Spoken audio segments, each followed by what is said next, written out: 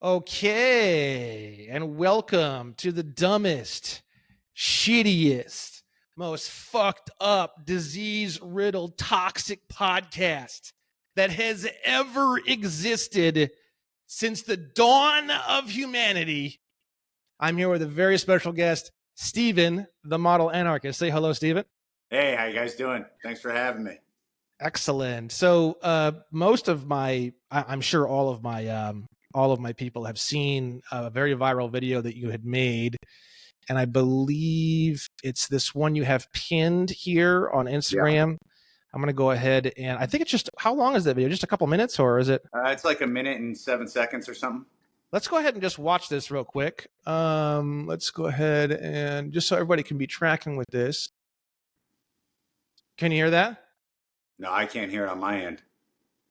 All right, let's just back up here and redo this. Also share system audio. Okay, good. There we go. Now you should be able to hear it. Let's close it out. Do you have the pink slip to your car? Most people believe that is their title, but the document is actually called the certificate of title. A title is a piece of paper that establishes ownership over property. A certificate is a piece of paper that declares something else exists. So a certificate of title is simply a piece of paper that declares that a title exists. It is not the title itself. A certificate is never the thing that it is certifying. You are listed as the registered owner. An owner has permissionless access to their property. A registered owner has permissioned access to somebody else's property. The state owns the car that you paid for, and then you pay them so that you can use it. But the state doesn't have the title either. Do you want your car back? Stand with me and millions of others as we indefinitely remove our license plates on November 5th. Let's make a show of it. Do you have the I love it.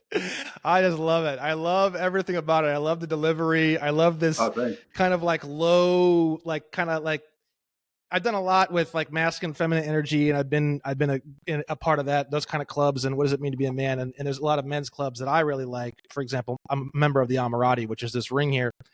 And one of the things that Zanparian talks about is upper energy and lower energy being kind of like the darker, more masculine, more edgy, kind of almost scary energy.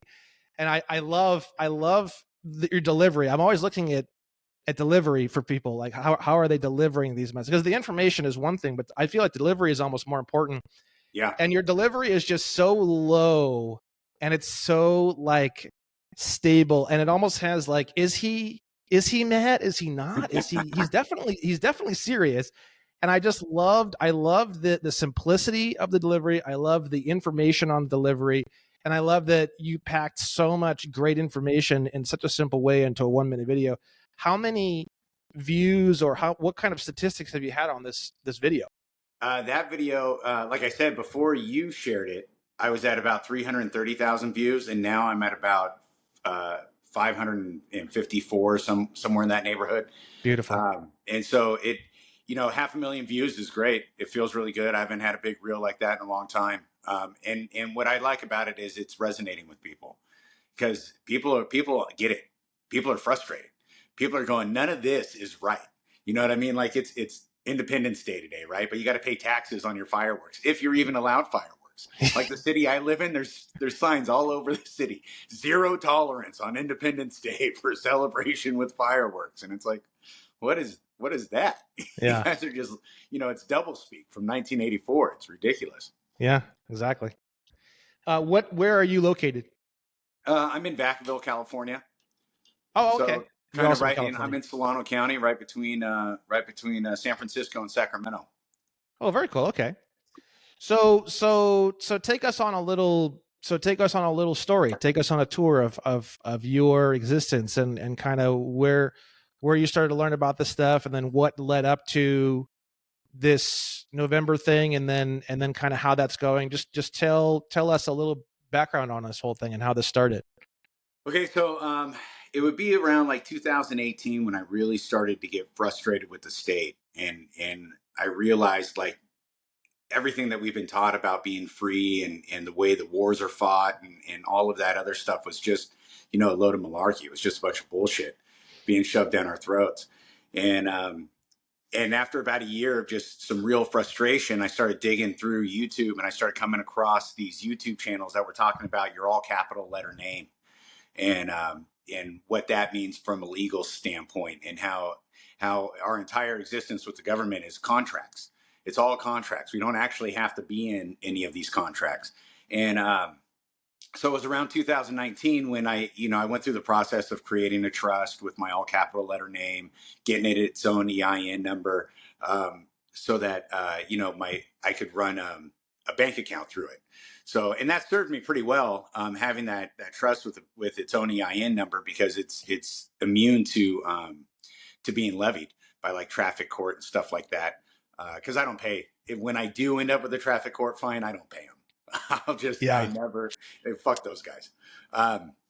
So around 2019 is when I first kind of came to the understanding. Well, let me back up. As I was studying and reading more and trying to dig into the legalese and to see and to understand that this is a completely different language than what I grew up speaking, and to understand all their contracts and all the ways I've been fooled and tricked, I was just getting frustrated because I was like, I don't want to spend my time doing this. I want to spend. It's like spending all my time trying to learn the rules to Monopoly. I don't want to. So, which ironically, rule number 11 in Monopoly is the bank can never run out of money. It will just print more or issue more on sheets of paper, which is exactly what the Federal Reserve does. Yeah.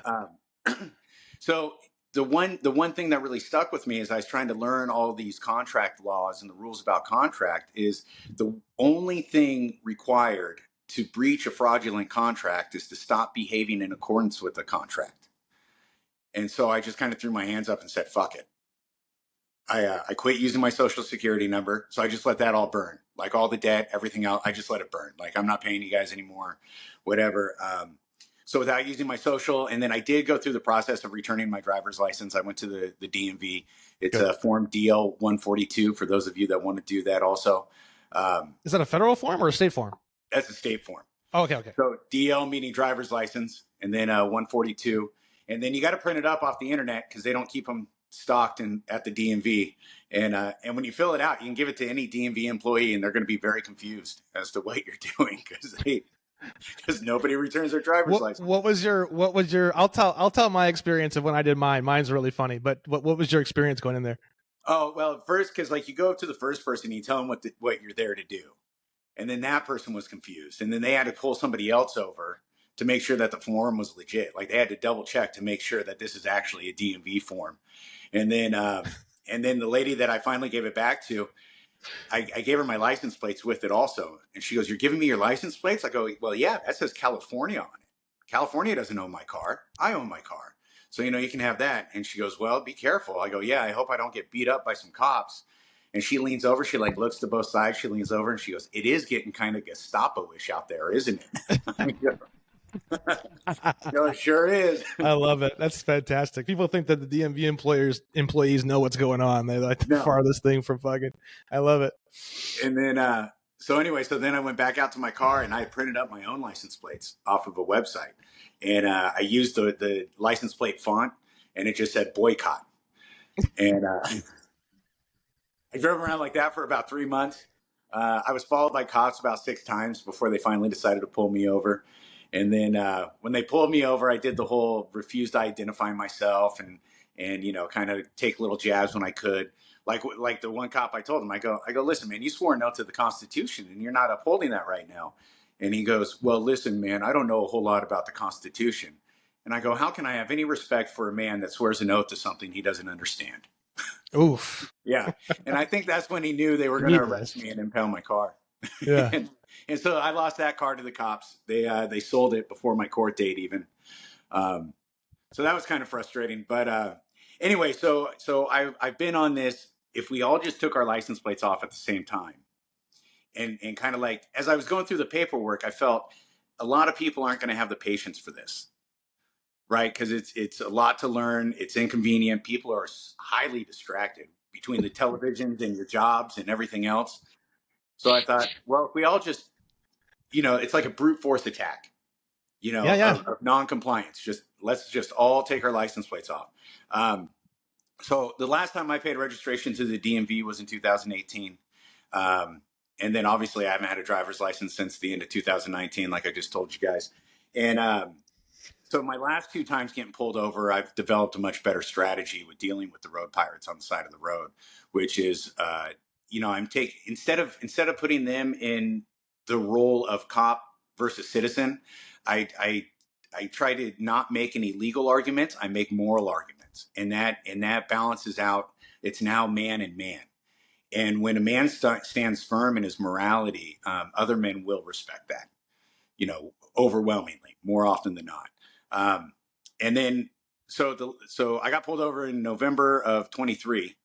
And that time, the cop didn't arrest me or impound my car, but he did give me a citation.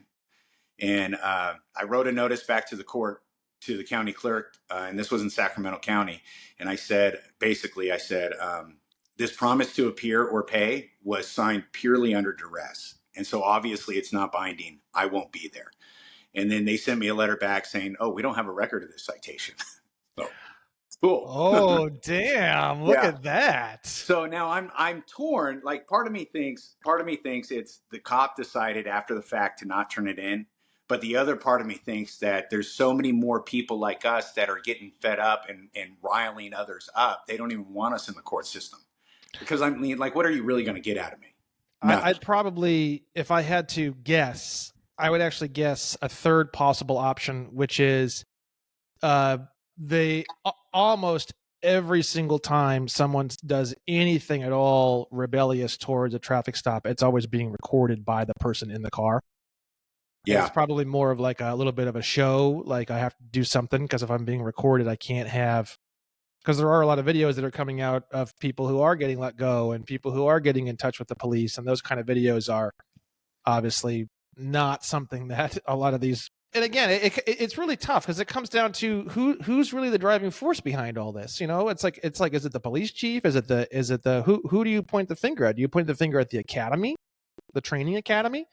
It's like, how do you determine where the intent comes from? Because yes, there's always intent behind everything, but it's not the intent of the officer. The officer is just following whatever orders or whatever he was trained to do or whatever. So it's kind of like it's an interesting conversation. When did this whole pull people over in an effort to try to create negotiable instruments and performance bonds in order to get money and in order to, this whole thing was manufactured at some point in time in order to do whatever it was. And it was like revenue and, oh, we need revenue to keep the police station going, and like this whole revenue based system, and that's kind of what I'm always thinking about in the back of my head as I'm like, well, this officer doesn't have a clue about any of that. He just thinks that if you drive too fast, it increases the chances of you getting into an accident. And if you get into an accident, it's going to hurt women and children. And he can't have that, and that's pretty much the simplicity of the thought process most of the time. It's not really all that complex. Well, and I'm a firm believer that a vast majority of police officers join the force with altruistic intentions. They wanted to be the good guy. They wanted to serve their community. It's just they joined a system that is extremely skilled at hijacking good intention and misleading it. Right. So that's a great way of saying it. I understand where they're coming from, but also as a man, at some point you've got to do an honest personal inventory of your behaviors as compared to your belief system. Because if you were to look at a traffic stop, it's some guy in a costume with a gun who intimidated me into pulling over, right? And now he's saying, and every time I get pulled over, oddly enough, I became a much more responsible driver after I returned my driver's license than I was before. But every time I get pulled over now, it's simply because my registration's expired. That's it. It's somebody with a gun going, hey, you haven't paid my boss. I'm gonna maybe kidnap you and take your property and smash it up. And there's no difference in that behavior than the mob going business to business going, hey, if you don't pay us protection money, we're going to smash up your shop. And and so I get where they're coming from, but it's still any police officer that's watching this, you need to do an honest personal inventory of your behaviors as compared to your belief system. What are you actually doing out there? I have several police officers that I know of. I am assuming there are probably many more that will never say a word that they are following my content. And the reason why is because I try so hard to not allow police bashing. I try so hard to my brother is in the sheriff's office, and I have a long line of police and military in my family. Well, military more so than police, but anyway. So it's a situation where I don't, and I've talked to these police officers that are following my stuff, and they find it fascinating, and they're fed up with it too. So you know, it's everyone's kind of fed up with it. It's just it's a big pill to swallow for a police officer, because he has to swallow this gigantic guilt, shame riddled pill of, I thought I was doing something good, and I've actually been doing something horrible for many, many, many, many years, hundreds of times per year. It's a very difficult, very, very difficult pill to swallow. I think most people, just out of sheer mental and emotional protection, would reject the possibility of that being a possibility, because of the amount of guilt and shame is beyond crushing. I mean, you're talking put the service weapon in your mouth and pull the trigger at home in your bathroom after crying and doing drugs and drinking. You're talking about a teetering on the edge of oblivion kind of a realization for people who are in that category. And the thing is that it's going to be tough. And that's why when I do meet police officers or law enforcement that are going down these paths, I'm always really impressed. And I always tell them, I say, you know, you have an extreme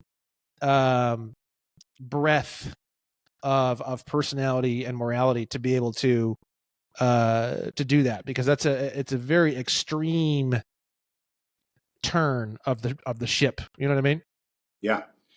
Well, you know, the hardest part, the way I've been able to articulate the hardest thing for police officers is every day, like probably hundreds of times a day, they're choosing between making the legal decision or making the moral decision. Right. And that eats you up inside when you forego the morality for the legality. And, you know, the veterans and the soldiers and the people in the military have it even worse. You know, they have it a degree worse, because the atrocities that they're committing against people, you know, under the guise of orders is even more atrocious than police just extorting us a little bit here and there. Yeah, it's. But this is what I try to tell police officers: is there's a place for you in this new world we're trying to build, because we need people that are brave, that have certain amounts of training, that are justice minded, that, you know. But we need an actual justice system, not the rebranded slave trade that we have today. You know. Yeah. Yeah, it's so true. And you know, one of the things that I have is the Nation of the Amnesty Coalition. I don't know if you're aware of all that, but one of the main things that we're trying to do is get rid of the 14th Amendment entirely. Oh, nice. I don't know if you know a lot about that. Well, that's the one that created the United States citizen, and That's it correct. gave us privileges and immunities as opposed to rights. And you know, it came off the tails of the 13th, which the 13th made the government the only legal slave owner. And but that's about as far as I know. I'm sure there's a lot more to it. Yeah, in 1967, Congress talked about how the 14th Amendment was never actually properly ratified by 2/3 of the states at all. And they actually talk about how it is basically the ultimate, like, I forget what they call it, insurgency weapon or something like that. So even Congress has stated that the 14th Amendment was actually never properly ratified. So we're not trying to repeal it. It was never put in to be repealed. We're actually just trying to get it acknowledged that it was never supposed to be there in the first place. That's one of the main goals of the Nation of the Amnesty Coalition. And we do that through education, as you've seen a lot of my stuff and all my educational stuff and that kind of thing. So yeah, I love it. I think, you know, I think there's a lot to be said in terms of, there's two sides of this equation. There's the law enforcement side, and then there's this side, you know. And the thing is that when you start to understand how the law really works, and you start to have these conversations of morality, and you start to have these conversations of the definitions of words and even legality, it doesn't matter, whatever it is, it's very interesting, because you have to ask yourself, who's the law enforcement in that moment? Is it you or is it them? That's a good question. Because the thing is that as law enforcement, an identity based off of the clothing that you wear is law enforcement an identity based off of the type of metal of your badge, or is it based off of the activities and actions of which you are currently and previously partaking in?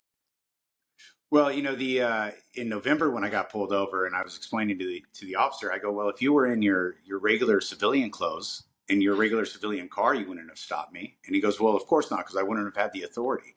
I go, yeah, your authority is derived from a fictional higher power that you call government. I don't believe in government, so you believe that as long as you're wearing your special clothes, you're allowed to engage in these behaviors. It the way I try to explain it to people is like this: anything that a police officer can do outside of their special clothes, for example, like I can chase down a purse snatcher, and so can an off-duty police officer. They can also chase down a purse snatcher. Everything that a police officer is required to be wearing their special clothes to engage in those behaviors, those are actually all criminal behaviors because they are all forceful and I can't think. Sorry, stuttering for a second. Those behaviors are forceful and they lack consent. Right? The natural laws of human interaction, morality basically boils down to the fact that consent needs to be at the center of all interactions between humans. And anytime a police officer has to be wearing his uniform, or I like to call it his costume, in order to interact with a member of the public, they're violating consent. Because I've never once consented to being pulled over. Not once. When a cop comes up behind me, am I thinking in my head, oh man, I must match the description of somebody that just created an awful crime or has just committed an awful crime, so I'm going to pull over and explain that I'm not that guy. No, every time a cop ends up behind you with their lights on, it's like, oh great, they're going to tell me I owe money now because I was going, 72 and a 65 or something stupid like that. Yeah, that's why I teach a lot of the stuff that I do, because it's a matter of, most people, from my experience, most people are terrified and they will not take action until they understand. Yeah. And that was the initial conversation that you and I had. Was, I think you reached out to me and we talked a little bit, and I said, I love what you're doing, but my main concern was the fact that, come November 5th, very little is going to happen, or maybe not, or maybe it will. I don't know. I have no idea. But the thing is that the bottom line is that if people understand, they take action. And if they don't, they don't. It's literally that simple, which is why I liked your video so much, because you actually took the time to explain some very, very key points in probably some of the simplest ways I've ever seen, honestly. It's very impressive. Oh, thank you. Where did you learn a lot of this stuff from? Just, from a lot of people like you. When I first started researching this stuff, it was people were talking about how words work, how the legal words work. So I went out and I got myself a Black's Law dictionary just so I could look it up for myself. So I can go, I'm not just listening to what this person says and accepting it. I want to put what they're saying to the test. And the more you start thinking along those lines, the more it kind of just opens up your mind and your eyeballs to all the various levels that we're being deceived, and how the words that are written down are very important. Like, the government's not actually real. It's just an idea. It's a concept. And the closest that the government comes to actually existing is as words on paper. And everything they write down is in perfect English. And so every word matters. Mm-hmm. The certificate of title versus a title. That's a big difference. Mm-hmm. Exactly. Registered owner versus title versus deed. It's all very, very different terminology. It's amazing. Registered owner really blew me away when I first looked that up. I was like, oh shit. Whoa. Yeah. Yeah. It basically means that, you have the right to use it, basically, or the right to receive dividends from some sort of security. If it's financial, you have the right to receive dividends from it, and if it's something more of like an asset, then you have the right to use it, basically, right? And I just posted a post a few days ago. Oklahoma's registration sticker, right in the background behind the number, it literally says official use only right on it. And I think California used to have a hologram that said that, because I remember looking at it like 7 or 8 years ago before I knew any of this, and I didn't think much of it, but I was looking real close at one of the registration stickers when I bought my new registration, and it was a hologram. And I was looking real close at it, and it said official use only. And I go, huh, that's interesting. And I just put it on my card. I didn't think much of it, but it's a fascinating situation, and that's kind of why I always tell people, I'm like, okay, technically, if you have a certificate of title, then there's this business called State of California, and this business called State of California basically owns the vehicle that you think you own. And the police is just a private security force policing the assets that are owned by the business called State of California. And when you realize that, and you realize that you have usage rights over somebody else's property, and you actually paid them to actually enter into this contract, it gets pretty dark, because then you realize that not only did you contract into this willingly, you actually paid to involve yourself in this, which is like, oh my God, it's like being paid to have your balls chopped off. It's like paying to get hit with a baseball bat in your knees or something. You know what I mean? Basically, right? And when you realize that, that's why it's so powerful, because when people actually realize the definitions of these words, certificate of title. It's like we have 3 words there. We have 2 words in one term. Word, certificate. Word, title. Term, certificate of title, right? Then we have 2 words. We have registered, and we have owner, and then we have a term, registered owner. So it's just a fascinating discovery when people start to learn kind of how all that works and what all that means and everything else. And I don't know if you've gone down the rabbit hole of what registration is. Have you gone down that rabbit hole at all? It's a transfer of ownership. From last time I kind of looked into it, registration is basically you transfer ownership of property to somebody else. Yeah, I mean, as far as I can tell from my research, registration sticker, because it's different than the certificate. You have the certificate of title, and then you have the registration, right? The registration is what you're paying for every single year, like a subscription service, right? As far as I can tell. And some people have told me that it's not true, because this particular thing I'm about ready to say started in like 1994. But I think before that, it was just called something different. I still think this is what it is. And maybe I'll figure out one day it's not. It's the Motor Vehicle Theft Prevention Program of 34 USC 12611. You ever heard of this before? The Motor Vehicle Theft? So if you look up the Motor Vehicle Theft Prevention Program, just to share this with you, because I don't know. This is still what I think it is, even to this day, but I could be wrong. 34 USC 12611, the Motor Vehicle Theft Prevention Program, right?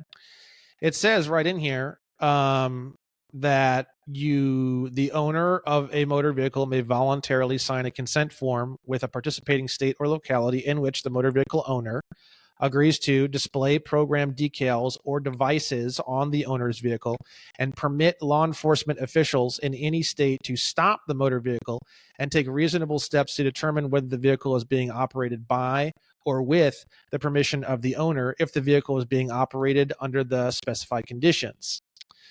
So what you're doing is you're basically signing up for a theft prevention program. And what you're supposed to do, they don't have you do it. You're supposed to actually list all the different people who are going to be driving the vehicle and at what times of the week they're going to be driving that vehicle. And the reason why I believe this is what registration is because if you look over how this program works, it's exactly what the police are doing, even though they don't know it. They're going down these checkboxes. What do? They establish residence. They establish identity. They want to see if the vehicle, they're always talking about this in all the videos, that we want to see if the vehicle has been stolen, right?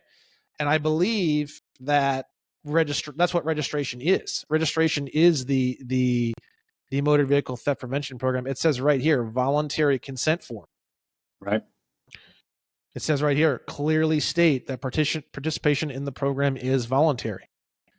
Clearly explain that participation in the program means that if the participating vehicle is being operated under the specified conditions, law enforcement Officials may stop the vehicle and take reasonable steps to determine whether it is being operated by or with the consent of the owner, even if the law enforcement officials have no other basis for believing that the vehicle is being operated unlawfully. So like our RAS, reasonable articulable suspicion. As far as I'm concerned, if you have registration, they don't need RAS. And that's Right. what you're seeing. And that's the way I understood that. First time I got pulled over, I told the cop, I go, you had no right to pull me over because there's nothing on this vehicle that indicates that I'm in a contract with the state of California forfeiting my rights to be secure in my person, my property, and my effects. Right? If I had a license plate, that said California on it, then you would be in every right to pull me over for whatever reason you want to, because that's the way those contracts are supposed to work. The idea you touched on it earlier, but the state of California thing is, one of these cops, she told me, and I didn't know how to articulate it at the time, but she told me, she goes, well, everybody in the state of California has to have a driver's license. And later on, I came to this understanding. There's a huge difference between being in the state of California and being in California, right? The state of California, and I tell people this all the time now, I'm not in the state of California anymore because I don't have any contracts with the corporation known as the state of California. And when you come here, and you can look up any one of the signs, border signs from any of these different states, it never says welcome to the state of California. It says welcome to California. Capital C, lowercase, everything else. And it's like that for Oregon, New Mexico, Nevada, Arizona. They're all that way, right? And so I try to get people to pay attention to, the city you live in. When you're driving on the freeway back to your city and it says your city is however many miles away, it'll be a capital is the first letter and then the rest is lowercase. But once you get into your city, it's the city of Vacaville in all uppercase. The city of Vacaville is an idea. It's a corporation, and it's right. And so getting that straight in our heads helps us understand a lot where the line should be drawn as to what the police are allowed to do. If you're in the state of California and you've agreed to be bound by all the codes and statutes of the state of California, then that opens the door for the police to stop you at any time, like you were saying, no matter what, just to check to make sure that the car's not stolen. Exactly. Whereas if you're not in any of those contracts, you're saying, no, you can't do that to me. Yeah, I went on a little AI stint recently where I was trying to figure out if there are any like meets and bounds or coordinate related boundaries associated with physical presence in the state. And through looking up several things and through looking through AI, it was very clear that there's nothing anywhere that establishes physical residency. The way that they establish physical residency is through three things: paying state tax, voter registration, and a driver's license. And I asked AI, I said, well, if I don't do or have any of those things, then how would they establish residency? And AI was like, well, they can still establish residency by saying you're in the state. I go, no, they can't, because the UN Declaration of Human Rights, Article 15, Section 2 says that anyone has the ability to a nationality. They can't be deprived of their nationality, and they can change their nationality whenever they want. So it would be an international human rights violation to do so. And AI was like, oh shit, you're right. So the thing is that, and then have you ever seen any of my stuff talking about nationality? You ever seen any of my stuff talking about nationality? No, I haven't seen stuff specifically on nationality. Check this out. Because this is what tipped me off to all of this stuff, right? All of this, like how residency is actually established, right? If you look in Title 8, which is all about nationality and aliens and nationality, and you look up definition number 23, this is something I talk about on almost every show I go on. And this is how I think is the only way you can be a resident or a citizen of anything. It's the term naturalization, which means the conferring of nationality of a state upon a person after birth by any means whatsoever. That's an interesting, by any means whatsoever is an interesting inclusion in there. Now, when I break this whole thing down on my shows, I'm not going to do that now because I've done it 80 million times on everything I've ever done. But the word state actually means the word nation when you clear up the definition. Nation is just a group of people working together with peace, and they work well internally with tranquility, and they work well externally with tranquility, right? And the definition of person here in Title 8, as I click on it, is an individual or an organization. Okay, that's the definition from Title 8. So if you look at it after replacing state with the word nation and replacing person with an individual or organization, and we reread it, it's very fascinating. The term naturalization means the conferring of nationality of a nation upon an individual or organization after birth by any means whatsoever. And then you start to realize that it doesn't say anything about on yourself. It's on anybody or anything. Any legal fiction or any individual can naturalize any other individual or any other legal fiction by simply conferring nationality of a nation upon it by any means whatsoever. Oh, so they can declare you to be Precisely. their nation. Precisely. The word naturalization is a double-edged sword. Anyone can confer nationality on anyone or anything.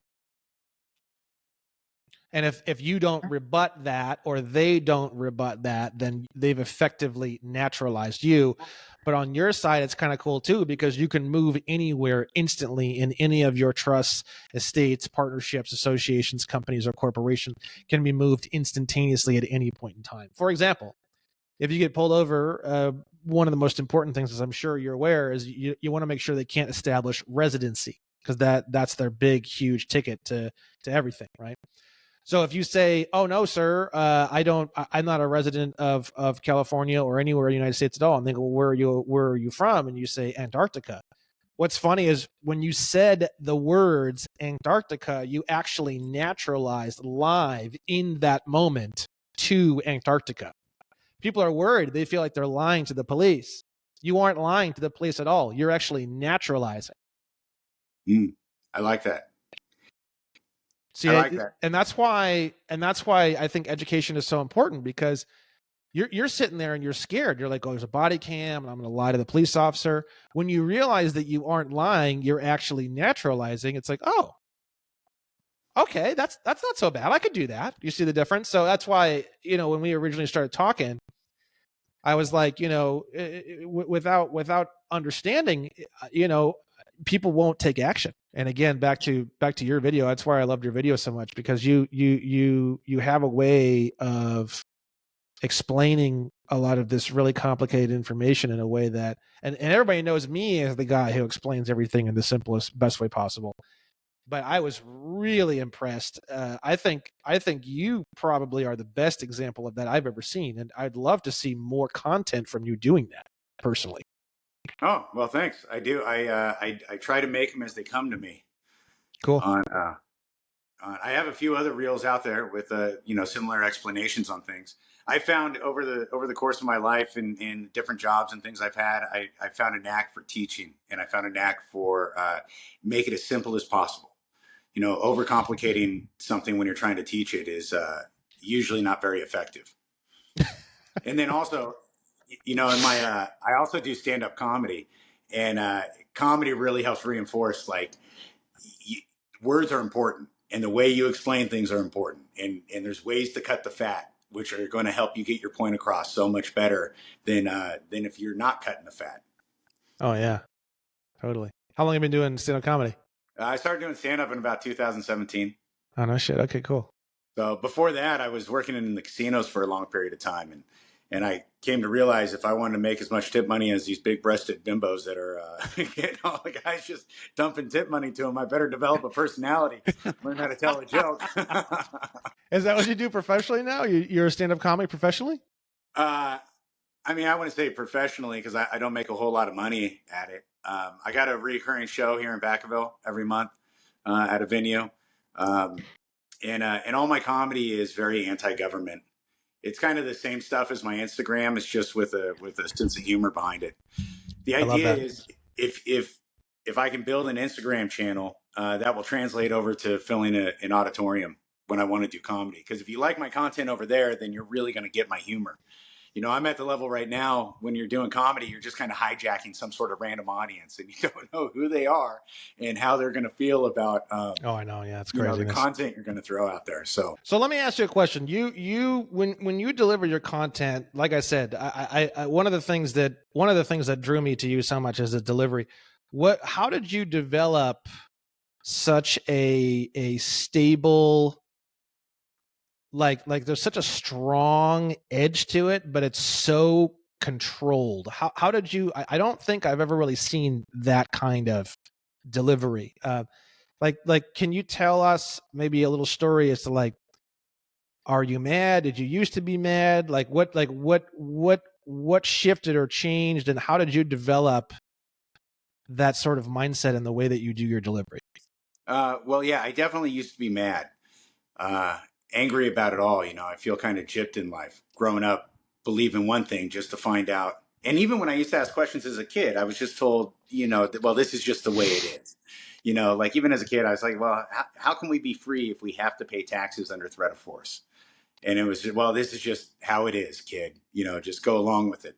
And yeah, I got angry for a long period of time, and then you know, I stumbled into a lot of meditations, and for the most part, I went through a spiritual awakening at the same time I went through a political awakening, and so there's a lot of I feel very grounded in the way I see the world. That I'm not crazy like a lot of people like to think that I am, and I know this information is important to get out. So I don't want to be a snake oil salesman, you know. So I don't try and glitz and glamour it all up to make it a show. I just want, here's the information. Here's the information. This is what I truly believe in, and dissect the information. And I want it to come across like, obviously I believe in what I'm saying and that I'm competent, but not in such a way to where I'm trying to sell you something.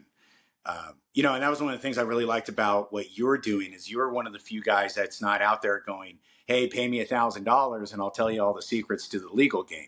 You know, you're putting the information out there because to me, that means like there's a big part of your core that cares, that truly, genuinely cares. And you've got to be frustrated and sick of seeing just how much suffering is going on in the world because people just don't have this information. We need the information, and we need to back up the information with action, right? The trap some people fall into is they believe that their freedom lies within filing the correct paperwork. And it's like, that's not where your freedom is. Your freedom lies in your behaviors. The paperwork can help back you up, can help give you the gusto and the confidence to go out there. But your freedom lies in your behaviors and your willingness to defend it. And if you're not willing to educate yourself, and if you're not willing to defend it, then maybe you don't even deserve it. Yeah. Yeah, it's definitely an interesting conversation to have with kind of where all that begins and ends. It's like the chicken and the egg theory, you know. It's like, is it the paperwork, or is it your mindset, or is it the mindset and then the paperwork, or is it both? Is it, you know, I'm kind of like, mindset's more important, but the paperwork can develop some of the mindset too through doing the paperwork, right? Yeah, absolutely. But ultimately, if we can disband the government, the paperwork doesn't matter. Yeah, I mean, I'm not necessarily anti-government. I'm pretty much just anti-Fourth Amendment, 14th Amendment. I mean, that's pretty much it. I mean, if you swipe the 14th Amendment, everything we've ever known, Federal Reserve notes, Federal Reserve Bank, FBI, CIA, the police, state of California, state of Texas, income tax, IRS, state tax, sales tax, liquor tax, tobacco tax, gas tax. I mean, I could go on and on. The DMV, driver's licenses, registration, certificates of title. I could go on and on, but all that disappears literally instantly. And the thing is that the 14th Amendment was never even ratified. So we're, in my head, I know it's crazy because for most people, it's insane to think that this is such a simple thing to fix. In my head, it's literally, we're that close. We're that close. All you do is just say, hey, this thing, 14th Amendment, this was never supposed to be here. You say, fucking throw it out, and then boom, overnight, the whole country just instantaneously reboots. Yeah, it's like, I mean, it's like rebooting to like 1860, 1850, 1860. That's basically, it'll be an instantaneous reboot of the country. how do you feel about the 13th Amendment? I don't, I don't have, I don't have as, I don't know as much about the 13th Amendment. I haven't dug into it as much as the 14th. I know, but really, for me, it's also like, what's the most bang for your buck? Like, what's the thing that's just going to be the easiest thing, and it's going to create the largest overall effect. Sure. And I look at this thing called the 14th Amendment, and I see that it's created literally every horseshit thing ever. And I see that it was never even legally ratified. I'm thinking in my head, like, wow, this is really easy. Should be. But the thing is that the powers at play, that's the linchpin, in my opinion, to like literally everything. I mean, we're talking millions and millions of people who don't understand this information would never allow that particular thing to take place because they're thinking their job and their family, and they don't understand that there's a bigger picture, and they're going to fight to defend the system of which they feel that they are. So I don't really push the idea of the whole 14th Amendment thing too hard. I mean, I talk about it a little bit here and there because it's just completely unrealistic until awareness in general across the board with individual people all over the country has to go up quite a bit before. Yes, it's the simplest thing in the world. Oh, this thing was never even ratified, just get rid of it. Oh yeah, super easy. But it just won't happen until the awareness comes first, in my opinion. That's what I think. Right. I know. I can definitely see that. But I do think that we are on the uptick Oh, of awareness. definitely. A lot of people are being more open to this type of conversation and information than we've seen in years past. Sometimes I think about guys that were of our mindset back, in the 50s, going, "Oh my God, how did you guys not drive yourself nuts?" Not because nobody would listen to you. No, there's not a soul on the planet that would listen to you, and I feel very blessed because like the taxes thing has gotten really big over the past few years. The driving and the driver's license stuff, it's just now starting to catch on a little. That's like the new flame. You know what I mean? But even 5 years ago, 2019, I'll tell you right now, the most right-leaning people, guns out the wazoo, America out the wazoo.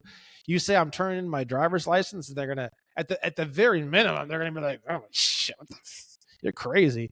At the very minimum, even the most extreme, right-leaning people, not anarchists, because anarchists obviously would love that. But I'm talking like, your freedom-minded, right-leaning people. You know what I mean? So the fact that even that is now being very heavily talked about, financials and negotiable instruments and money, that's being very heavily talked about. That's one of the main things I talk about. That's one of the main things that fascinates me personally. The driver's license and driving and commercial driving and all these things have become a very big talking point. Nationality and citizenship and allegiance, those have become big talking points. And then the taxes, that's been the main explosion. Taxation is just, everybody's talking about taxation. I mean, you see it even on the major media channels now. Yeah, I mean, people, as far as the taxes go, people are fed up with going, "Where's my money going? Yeah. Where's the accountability?" And this is so. You mentioned about anarchists and stuff. So I just to address that real quick, I do believe that everybody's an anarchist because an anarchist basically means there's no ruling class, and so if there's no ruling class, that means self ownership, and we can observe in nature that every organism owns its own body. Right? So anarchy is a force of nature. It's not an idea that can be tried. It's just what is. And what we've done with our anarchy as humans is we've adopted the idea of government. And so, I call myself the model anarchist, but if politically, I would be a volunteerist, which would mean that I want systems of hierarchy that are based on volunteer interactions as opposed to forceful interactions. Because what happens when one person holds a gun to another person's head to steal their labor is the person holding a gun they never concern themselves with being accountable to the person that they're taking from. That's just human nature. That is flat out human nature. And so that's the way the government operates. They're not earning our cooperation, they're forcing our cooperation. And so because of that, and taxes is the big picture on that thing, is they're forcing our money from us and then they're using it for whatever they want. you know, and it's to drop bombs and it's to oppress people. And, you know, the DMV, when's the last time the DMV was audited? Never. It comes up every year, but they go, no, we can't audit the DMV. What do you mean? What the fuck do you mean you can't audit the DMV? Yeah. Right. Yeah. That's the whole DMV thing. You know, I think the DMV is one of the greatest evils, even more so than the IRS personally.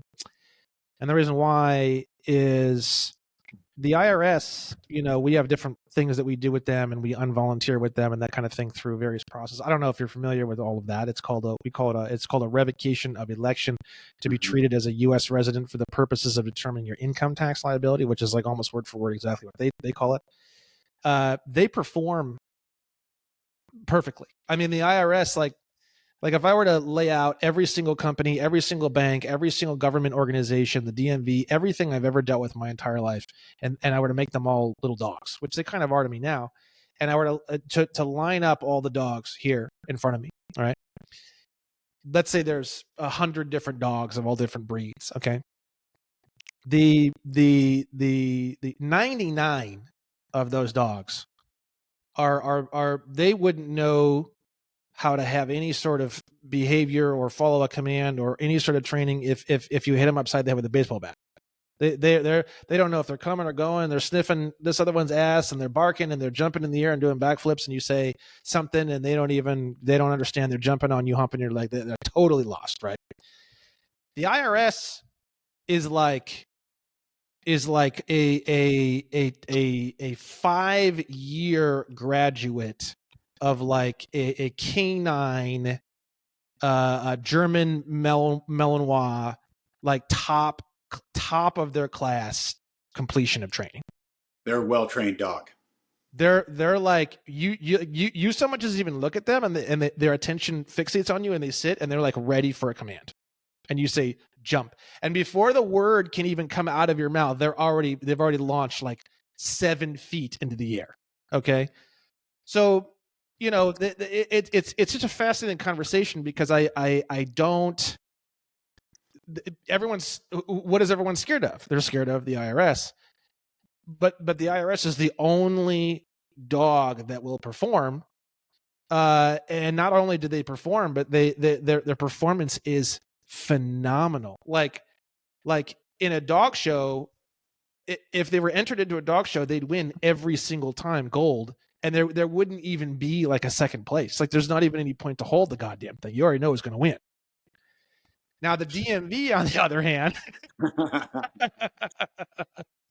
you know, and the thing is that what people don't realize is, like I mentioned earlier in the show, residency is established through paying state tax, driver's license, and voter registration, right? And naturalization is the conferring of nationality of a state upon a person after birth by any means whatsoever. What the driver's license is, and the reason why, in my opinion, it is so evil, is because it naturalizes you into the business called state of California. It is the ultimate coercion.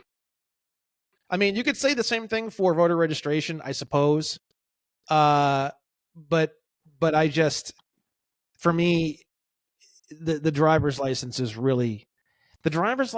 literally a coercion that is so unbelievably disgusting. It is like evil and disgusting, like to like the 5,000th power, because you got to think to yourself, people are being coerced to drive to a location, to take a number like they are cattle for the slaughtering ground, to wait an hour and a half, E22, D12, whatever, to go up to a window to pay.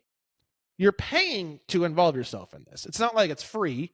You are actually paying money to naturalize what you think is yourself. It's not yourself, but we're not going to get into all that. It's a trade name that happens to look just like your name that you assume is you, which all my people know that, but for people who might be new to this. So you are paying money to enslave yourself. They give you a card that is literally like the 6-pointed star for a Jew, in Germany. Yep. And you go around and you're showing people this thing as if you're proud of it or as if you achieved something. I mean, it is like, it's so insane. It's so insane. In fact, it's sort of funny to me because the way I view all this information is when you start to learn a little bit about it, you get mad, and then you get more mad, and then you get more mad, and then you get more mad, and then it hits this point. And I feel like for what you're doing, I feel like the faster you can get people to this point is when you're going to achieve the success that you're looking for in your campaign for November. It hits a certain point where you just start laughing hysterically. It just becomes so asinine and it's so ridiculous that you can't help but just laugh, and you just start laughing and you just don't stop laughing, and you're basically just laughing for the rest of your life. It's so insane and so asinine that it becomes comedy. That's part of why I like to do the stand-up comedy. I like to get people laughing about it. I just, you think about the driver's license, and you think about naturalization, and you think about when you naturalize into this thing called state of California. Now you are a citizen of state of California or whatever, this business, and this business has the California Vehicle Code, the CVC, and now they're writing a ticket is actually just says complaint on it. Complaint means lawsuit. So what are they doing? They're just driving around writing up lawsuits for breach of contract. Yeah. A citation is just a lawsuit for breach of contract. That's all it is, right? And if you don't have a driver's license, you're not in the contract. If you don't have a driver's license, you're not a resident of state of California. It's even better than that. It's even better than that because residency is established through naturalization. And by getting a driver's license, you're naturalizing. And it took me forever to understand that. That's some good info. It took me forever to understand that. I didn't know that when I did my first course, the contract care course. It's kind of more recent-ish information.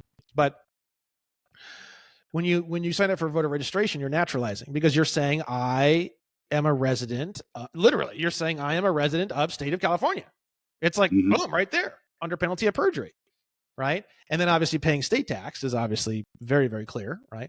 So even AI was very clear about this, that those are the three ways that it's established, right? So I was thinking in my head, like, okay, well, I don't do any of those things anymore, so that's fantastic. So the thing is that there is no way to say that I am a resident of state of California. It's physically impossible. Now, if they say you're a resident of state of California, technically what they're attempting to do, and they don't know this, that's the other thing that's kind of confusing, is they have no clue. They're naturalizing you. They are conferring the nationality of a state upon you after birth by any means whatsoever. And you, the way that you would rebut that, or the way I would rebut that is, whoa, it sounds like you're attempting to naturalize me. That's not happening.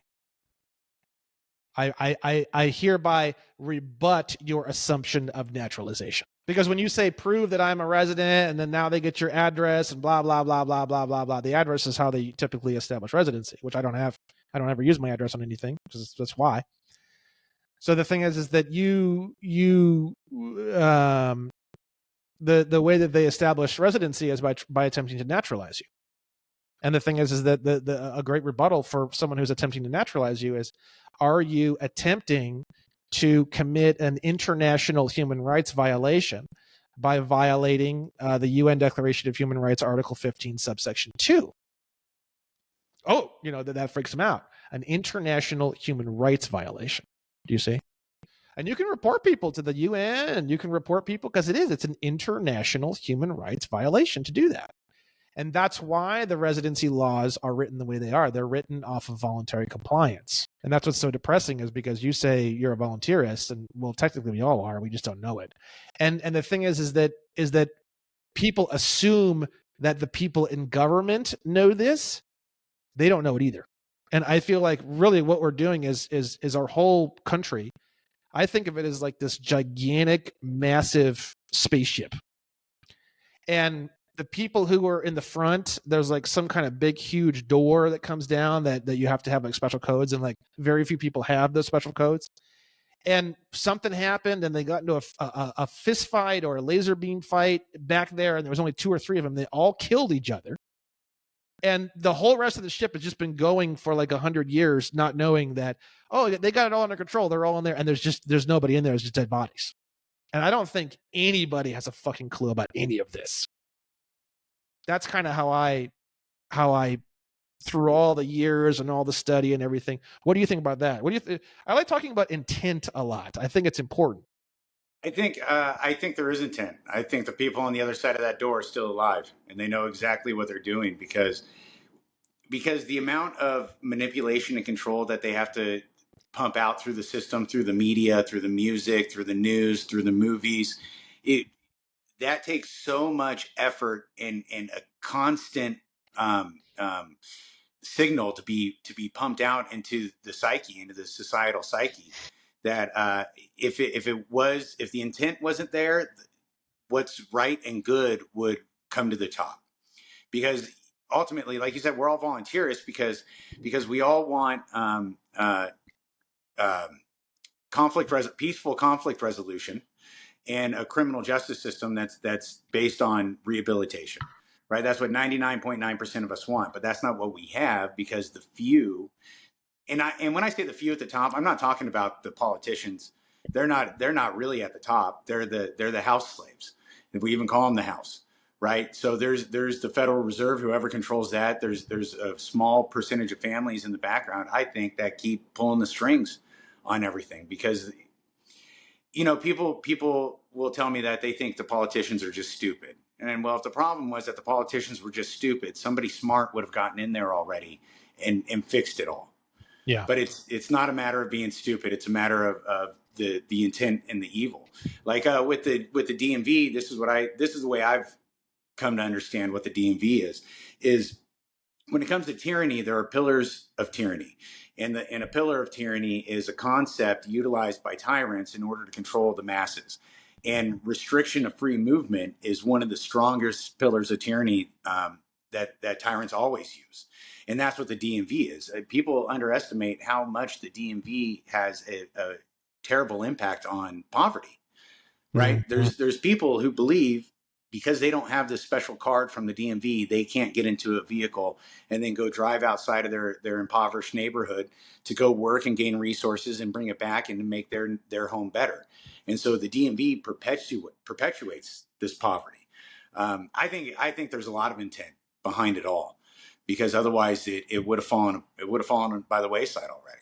But when you get the truly peaceful people to stand up and to be strong and to be loud, they end up 6 feet in the ground. What percentage of the whole downline, all the way from the very tippy top, all the way down to the DMV teller, in general, what percentage do you think understands and has intent for what they're doing? That's, I guess, a better question. Oh, maybe, and this would be generous, 1%. That's what I think too. Yeah. But the people that I think are pulling the strings, they are masters at human psychology. Oh yeah, I agree with that. Masters at understanding cause and effect and manipulation and how to spin a story. Totally. Would you mind sharing more about your spiritual situation that you were talking about earlier? Oh yeah, I would love to. And in fact, that has led to my most recent legal strategy of starting a church. And the only ID that I ever give over to police officers now is my church ID, which declares that I'm a minister.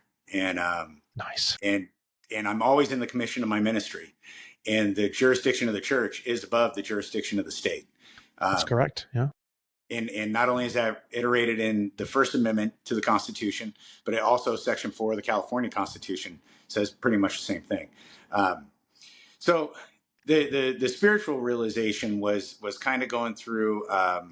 There were a bunch of YouTube channels that I started to follow. Alan Watts was a big guy, a big one. I started listening to a lot of his speeches.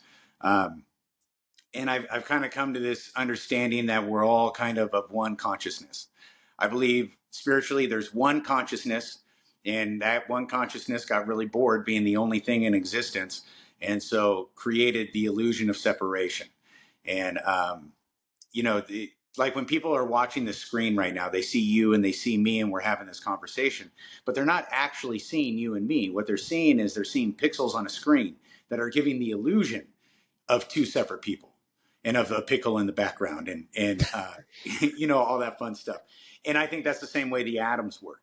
The atoms in our 3D reality and environment, everything's made up of atoms, and each atom is basically 99% negative space. And I think it's the complete the complete fullness of the awareness of God is every single atom. And so we're all just kind of playing this weird game of an illusion of separation. And so that kind of takes you through stages when you start to really wrap your head around it. And, you know, the first stage is most people automatically start to adopt a no kill policy when it comes to bugs in their house. Like, that bug's also me. And so if I hurt the bug, I'm hurting myself, you know, and so you catch it in a cup and you release it outside. And as you continue to go down, you'll actually, maybe, at least I did, I kind of canceled the no bugs policy in my house, or the no kill policy of the bugs, because that's also me. And it chose to live this experience. And that's kind of the risk of being a bug. And this is, you might get squished because you're in my house uninvited. But yeah, it's this, you know, I don't, all the politics and all the government and all that stuff. I believe we're truly more in a spiritual warfare than we are in anything else. And the guys at the top have their spiritual beliefs, and they have convinced most of the population that the spirit doesn't even exist. Yeah. And so that's kind of a weird thing to wrap my head around. And, you know, and with all the weird sickness and perversion and the stuff that's going on in the world today, it makes me wonder if the global consciousness is sick, if it's not doing too well. But there's a big uptick, it looks like, and people, you know, starting to wake up and starting to tap back more into our spirituality and understand, you know, even people that don't believe that they believe in a spirit, believe in their spirit, you know, and people go, oh, well, I was born in the wrong body. Well, what was born in the wrong body? Your spirit? They don't like it when you ask them that question sometimes. But yeah, it's you know, this is all a weird, fun game of separation. And basically, I believe I'm more or less just a character in God's imagination. And I can only understand God as well as a character in a novel can understand the author. You know, everything in a novel is a representation of the awareness and the consciousness of the author, right? And so that's kind of the metaphor I lean toward the most. I love that. How did you get into this? High levels of psychedelics. I There was understand. a lot of the Alan Watch speeches and recordings I really liked. There was another guy on YouTube, Aaron Abke. I started listening to a lot of his stuff. Yeah, I was listening to a lot of his stuff in like 2019, and I was in a pretty controlled space in 2019 where I was able to really like set a routine for myself really, really well. And so I was, you know, every morning I was up, I had to go to work at 9 a.m. I was up at 4 a.m. so I could spend the first 5 hours of my day for me instead of worrying about going to my job. And a lot of that involved meditation and just existing and a lot of breath work and a lot of breathing, things of that nature. Joe Dispenza had a big influence on me also. If I don't know if you're familiar with Dr. Joe Dispenza, he wrote the book Becoming Supernatural, which is a pretty powerful book. It basically, that book in particular really opened my eyes to the placebo effect. Like, our bodies are so incredibly powerful that every medicine that the medical complex tries to put out there, they test it against basically your belief in as to whether or not you'll get better. And so everybody that ends up on the placebo in all these trials, some people in the placebo study get better. Mm-hmm. And that shouldn't be that should be looked into a lot more than what it is. The power of the mind and healing and all that kind of good stuff. Definitely. Yeah. When did you start to really hit like a lot of these big shifts? I'm just trying to timeline it because you say that you got into a lot of this stuff and the legal stuff in 2018. And I'm just trying to see the timeline of when did a lot of the spiritual shifts take place? I'd say early 2019. Oh, it was after that point. Yeah. After I started digging into the legal stuff, it was, I really, you know, I grew up in the Christian church and grew up, you know, as a Christian and stuff. And got to a point in my life to where I figured God didn't exist, that it was all bullshit. And eventually, after going through the legal stuff, somehow that brought me back around to a spiritual side of things, and in my opinion, a much fuller understanding of creation and what we're doing here than what I used to have when I was a kid as a Christian. What was it? What was it that in the legal research process that you were studying or realizing that got you to come back to a spiritual interest? I'm not 100% sure how to articulate it. It was just this feeling that there's, I started to believe that the people that were running the world had spiritual beliefs, and I don't view them as stupid. I don't think they're stupid at all. I think they're very smart, and they're tapped into the way the world works in a way that I wasn't ever aware of, just growing up as one of the regular old people, out in the fields. And I don't know exactly what it was about the politics that brought me over to the spirituality side of things, but my growth in both areas, maybe it was because I'm looking at politics with fresh eyes. I decided I could start looking at a lot of spirituality with fresh eyes. Very interesting. What kind of recommendations do you make for people who are scared?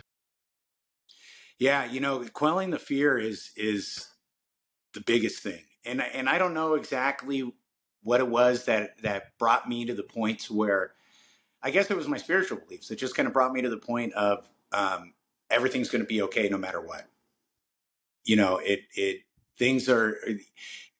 There's nothing that's in my control beyond my fingertips, kind of thing. And there's a certain amount of acceptance. You just got to let go at some point, and so when it comes to fear, I just try and help people talk through it, I guess, for the most part.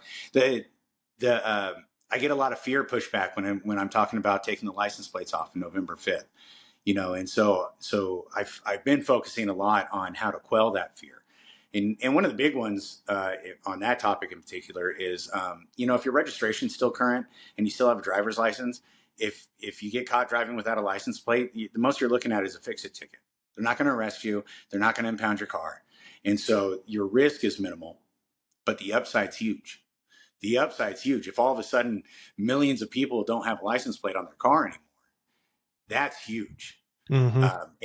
And especially when it just comes in sheer defiance. And if enough people were to do that, then, anyway, that's off topic. Yeah, the fear's a tough one, man. I don't know exactly how to help people quell their fear. And that's been, I feel like once I figure that out, it's like the 14th Amendment, right? I know. Yeah. It's like the big linchpin, right?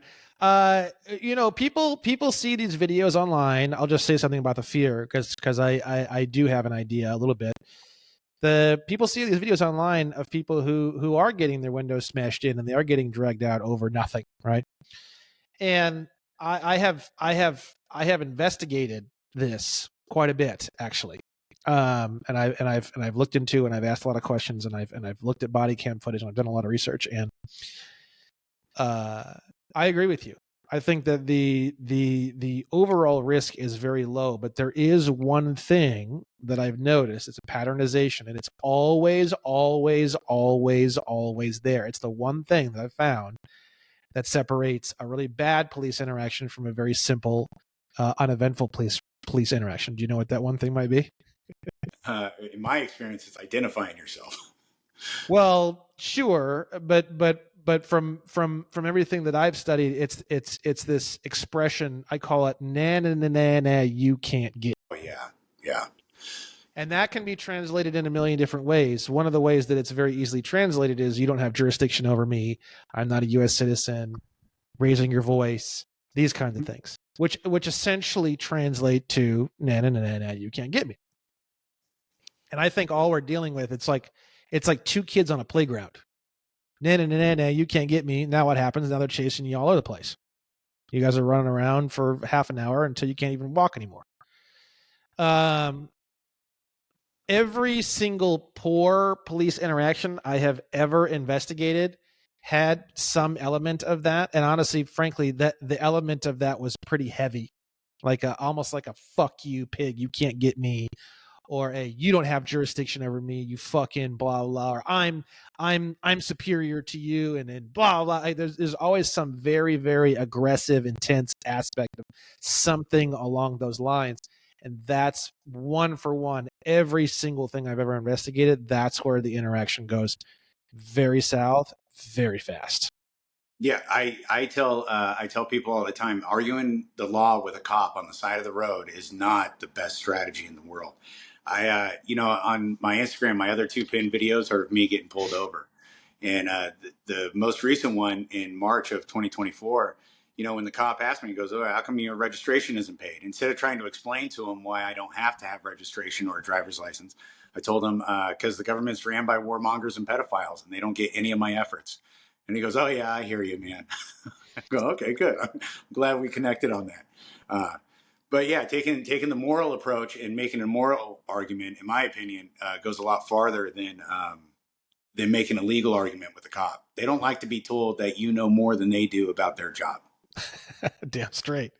But this is where I like to back up and say one more thing. No one does typically. No.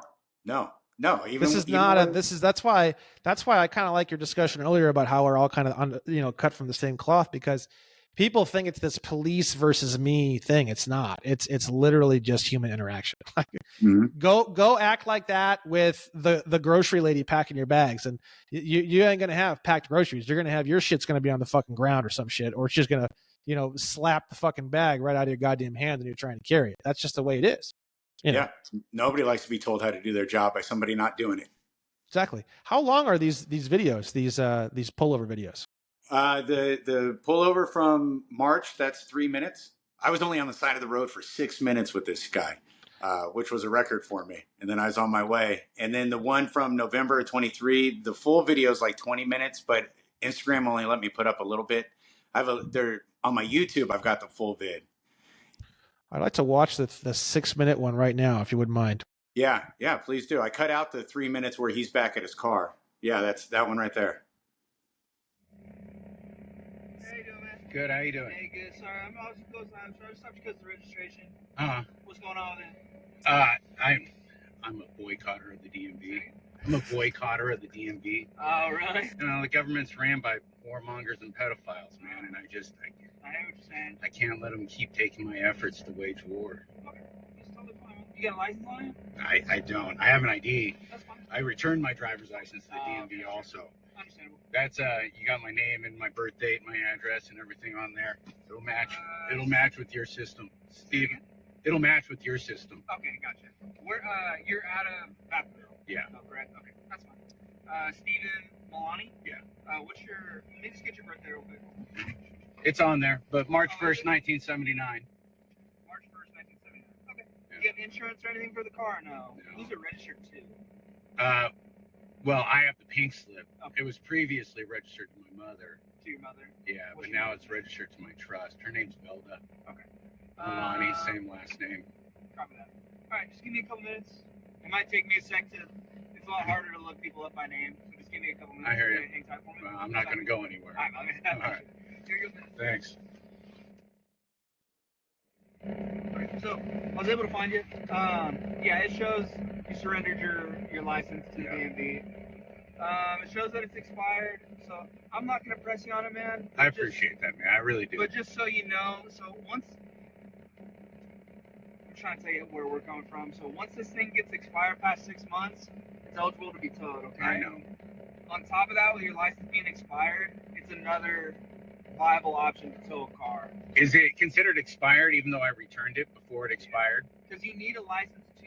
Because yeah, if you return it, it has an expiration date on it.